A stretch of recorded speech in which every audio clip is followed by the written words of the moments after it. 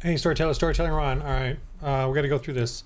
So they've taken Aztec, they've taken the Batman and changed it to an Aztec. So this is what I'm sort of coming after with us Christians and Catholics together. In my previous controversial, contentious video, the Templars are Protestants. Um, Clickbait, whatever. I don't care. I want Protestants to take. I want us to own the Templars and Inquisition and Crusaders as much as the Catholics. In that the left is fighting.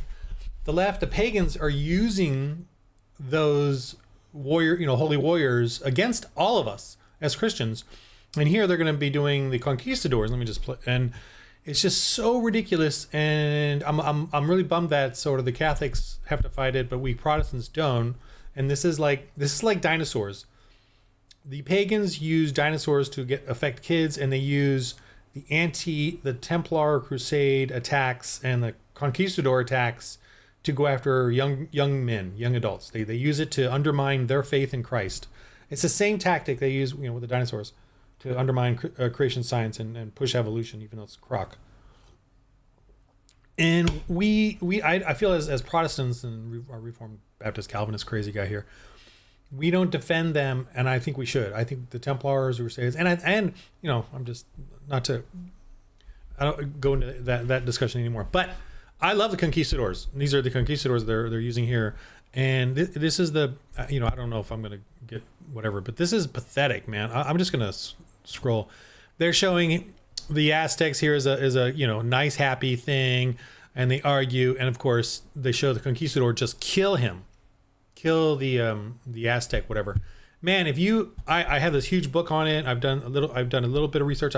I plan on doing a lot more research on the conquistadors and the history of this for a setting, because I want to do a setting where you play a conquistador and you kick pagan Aztec butt in a role playing game. But my little bit of research, it was amazing how the conquistadors were trying to deal with these cannibals and human sacrificers. And they were very, they only had like 400 of them, but then they got alliances with the smaller tribes to finally defeat this evil empire. And there was nothing like this. It was amazing what they did. It should be an epic movie, but it can't be because of all the woke crap and all the left and how they shame the church, shame the Catholic Church. Even the whole child rape thing, sexual abuse of children, was overblown, terrible, still terrible. But it was a manipulation done by the left. The campaign was by the left. The misdirection of the clergy was done by the left. The gay men that flooded the church was done by the left. Pagans or the godless or whatever you want to call it. And then they just constantly undermining. The Satan is at work on so many levels, and it's amazing. And we fall. And the problem is that we Protestants don't help them, and the Catholics don't. I don't think fight as hard as they should. Rebuke as hard as they used to. I think because they're constantly and continually shamed. I'm not ashamed of the witch trials. I'm not ashamed of the Crusades. I'm not ashamed of the Templars, and I'm not ashamed of the conquistadors. These guys were amazing, awesome. You guys out there that are young Catholics, young Protestants, you guys can make amazing, cool Christian stories of holy warriors kicking butt against these pagans. But here it shows that the conquistadors oppress them, and this young guy is fleeing and surviving, and then conquistadors control them. I mean, this was liberation of cannibalism and human torture, human sacrifice, and eating of people, men, women, and children. The conquistadors were having a feast with the main guy, and they were worried because there was like 200 dishes, and they were trying to figure out which ones had humans in them. The softness of children flesh. Of human, they were trying to figure out which ones were the humans, so they wouldn't eat those ones. And the emperor was kind of laughing and snickering at them. That's what the Warner Brothers in this film is protecting. Is one day going to push on us in paganism. If we remove ourselves from a church culture, the pagans will return. They will be running the asylum, and they will bring back human sacrifice and cannibalism. Cannibalism was very common amongst pagans in the medieval times in South America, and we're not mentioning that. We've erased that, and now they're all hosts. Pagans are pretending to be wholesome in the role-playing game culture, in the entertainment culture. They're pushing their wholesomeness like they were Christian. We're Christian and passionate. we Christians have brought compassion to and civilization to the world, and the pagans are now doing everything they can to co-opt it until they gain enough power to then bring back their horrifying sodomy, perversions, sexuality, all that. But here he is becoming his little Aztec Batman, and they got a Catwoman. Boy, they're really pushing. And then, of course, he turns into Two-Face and the Joker, Conquistadors. And look at this. This they got the Poison Ivy. It looks like, just based on this trailer, she becomes this pagan goddess or whatever that helps the Batman or something. So this is horrifying. This is, I mean, I know it's only an animated thing, but it is meant to change, undermine, and weaken the church. Weaken also the Batman IP, where he's a Christian. They're stealing. Batman is not an idol to me. I don't really, if they want to steal it and change it, that's fine. But I'm going to rebuke. I'm going to rebuke and argue, because that's my right, and I have the joy in doing that, and because I love the Lord. And the Batman and Superman and all these characters were created in a Christian culture. Judeo-Christian. I understand Jews created it and all that, but they were selling to the Christian market. They found freedom and liberty and individual rights in the Christian market. The Jews found joy in the Christian market of America, and Americans were fine with that, and we were happy because we did worship the same God. Just, we have a final chapter to that. But I just want to go through John De La Rose. I like this guy. Oh, look, here comes the far right. This is a great meme. And I'm glad this guy's, we're fighting, and I'm glad that there's a lot of posts here. This one's awesome. Sorry, but the human sacrifices will stop. And this got more likes than their post. So I'm glad about that. And it's on Not to Be Here. Behold, the Aztec Batman. What? So this is just crap. They killed and ate 20,000 to 250,000 people annually, seizing them from subject tribes. That's cool. They show a map here of, this is the Aztec Empire, and all this other area is human farming for their sacrifice. And think about it. You can sacrifice people. You don't have to sacrifice people on an altar. You can sacrifice them in your body count, in your statistics, in your policy agendas. And you see that today with the Democrats. They constantly have people dying and then claiming their gun control. People dying the most from guns is in Democrat-controlled areas, and they want that. They want that for their agenda. They want the gang shooting and killing each other. That's why they don't enforce anything there, any laws and laws. They allow it to happen, and then they take those statistics and they add it to the rest of America and say we have to enforce gun control now. They want people to die through ICE, through the whole ICE thing. That's human sacrifice. Democrats are doing it today. They want people to die. The riots, the reason they want that is because they want people to die so that they can push their agenda. When you kill people, when you sacrifice people, you're doing it for your agenda. You want something from the gods. When you sacrifice, you want something from the gods. You want to do something. You want to be saved. You want your power. You want your utopia.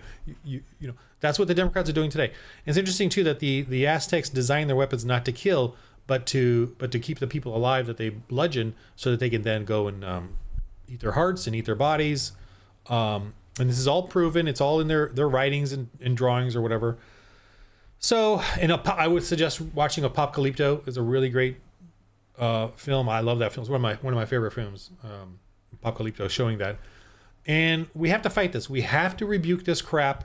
We have to rebuke Warner Brothers. We have to go after them everywhere in the media. I'm kind of tired today. I just don't want to do this, but it's just amazing the amount of work, the amount that they put into this. Look at the work. I mean, actually, the animation looks kind of weird. It looks like Flash animation, but the amount of design and work that's done to this, it's amazing. Like how much work they put into this for this lie to push these human sacrificing Aztecs as some sort of Mexican pride.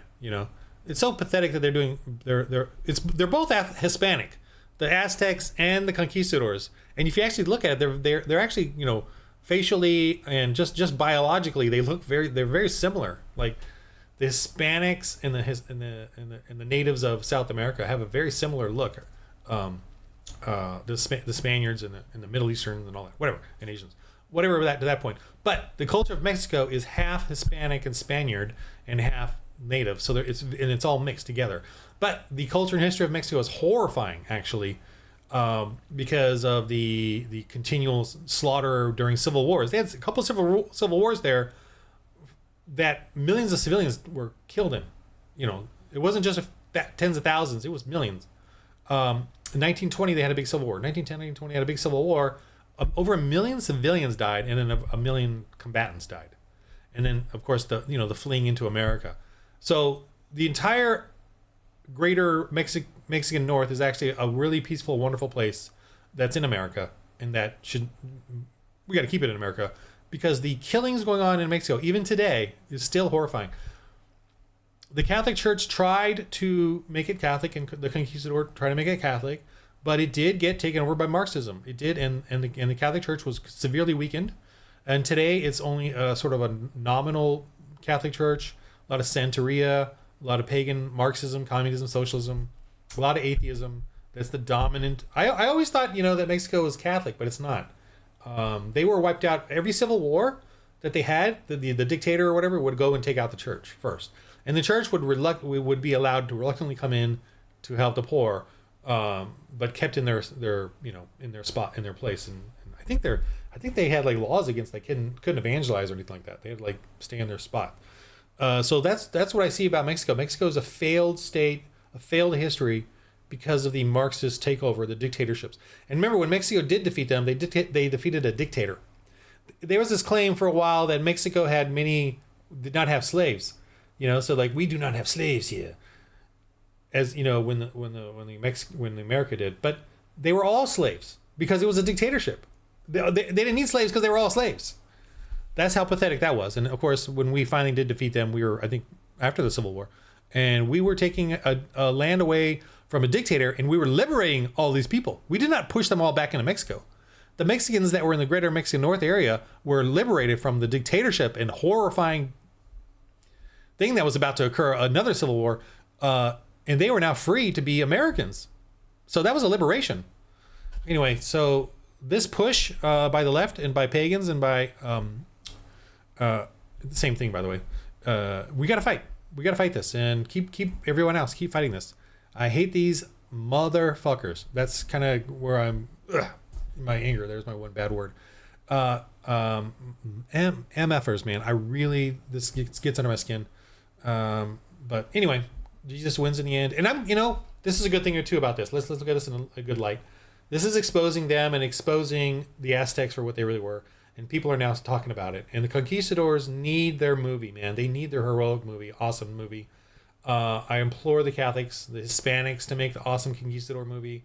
I'm going to try to make that setting in my games at some point here. I've just been, mulling what direction I want to go in work-wise. I've been focused on a church I've been helping out, and then writing my Alfred book. I've been focused more on that right now. So I'm just trying to get my head on around. But boy, this really, gets under my skin, because I love the Conquistadors. I have a thick book I got to read. It's a historical book on it that I really got to get into to do that. But I've been putting it off. I got a couple of I want to do the African Squadron, where they fought and ended slavery. The white colonial British fought and ended slavery. I want to do the Conquistadors that are awesome. I want to do those. I want to do a Gothic one, setting. So I just anyway. All right, in the game of life, everybody, man, serving the Lord is the best. I enjoy that. Everything I want to do is about evangelism, church planning. It's about the Lord. It's about church history. So I'm not excited about Marvel, Star Wars, DC, Batman. I'm not excited about those things. I'm excited about the Conquistadors. I'm excited about the Crusades and the Templars and the church planting, Catholic or Protestant. I don't care, just so you know, as much as I dog Catholics, I still love you guys, and I don't care. I love your history, or I love the history of Christianity, the schism that happened in the 15th, 16th century. Remember, and the brutal fighting that we had only for a few hundred years, about 300. It seems like when Christians do something wrong, they only do it for about 300 years, and then they stop doing it, like slavery, like the schism, any kind of thing that we get caught up in, crusades or whatever, anything that we get caught up in a violent manner, we try to do, and then we end it within a few hundred years. We don't do it throughout human history. We don't do it for 2,000, 4,000 years or whatever, like the pagans do, the atheists or the Muslims do and all that. Anyway, all right, in the game of life, everybody, roll holy dice. Let's keep going. please jump in some of these role-playing games. I got a Discord channel. Go to my website. You'll get the link there. Play Christian stuff. Be a Christian in the game. Be a Christian in the game. It's really fun. I'm telling you. I'm a D&D guy. I did D&D. I did Rollmaster. I did Star Wars RPG. I did all this stuff for 40 years, 45 years, whatever. We Christians can play Christians in a role-playing game and have a blast. And I'm actually going to make another video right now about creating some more settings for this Apostles one that we just had fun with. All right, Game of Life. Roll holy dice.